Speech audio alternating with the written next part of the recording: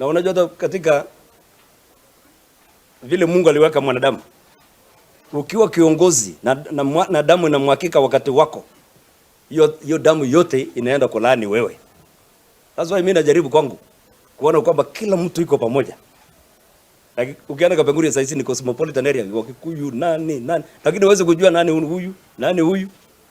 Hata imebidi sasa tuoe kila kabila ndio watu waingie pamoja, kwa sababu tunaona kwamba hiyo ndio raha yetu. Kwa hivyo nataka niambie serikali, especially Kindiki, kwa sababu yeye ndio anaongoza hiyo kitu. Yeye ni lawyer, lakini inaonekana yeye anapenda vifo, watu wakufe. Anasherehekea na kupiga makofi wakati watu wanakufa. Hiyo sio njia.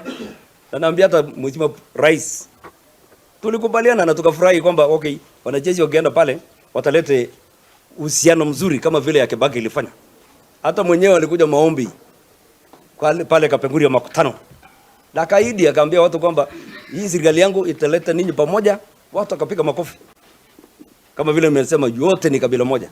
Hatutaki kutaja, mimi mwenyewe sitaki kutaja hao ndio wamefanya hii. Hii ni serikali ndio imefanya hii makosa. Hata Turkana hawajafanya.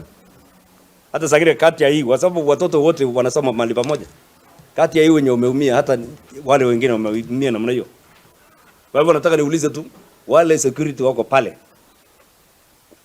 hii kitendo ambayo imefanyika, mpaka wajue kwamba nani alifanya hiyo kitu, na Mungu atatusaidia.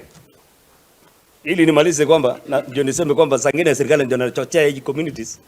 Walipeana KPR, NPR kwa upande wa jamii ya jirani, akawacha hii nyingine. Wewe unafikiria sasa ikiwa huyu hata watoto wako ukimpa huyu ukali, huyu mwingine usipopatia, huyu mwenye atakosa atakuja na nguvu na kunyang'anya huyu kwa nguvu. Lakini ukimpa mtu kidogo kidogo, alafu mwingine ataka kuchokoza mwingine, anaambia wewe nini unachokoza mtu na nimepatia namna hii.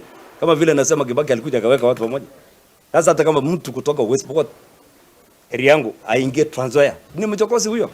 Nini inapeleka Trans Nzoia na kuna maji hapa hivi? Sasa hizi watu wa Trans Nzoia wanakuja kufanya biashara pande hii. Sisi tunaingia huko tunafanya pande ile nyingine na tunafurahia hiyo amani. Hii sehemu ya chini ni serikali ndio inachochea. Na sisi serikali nyingine ni hii. Hata mimi ni member ya UDA. Na regret kwa nini nilichukua hii. Ambayo inaletea hata sangine itafanya nisiende mbinguni. Naomba msamaha Mungu. Mimi naitwa Peter Lucha.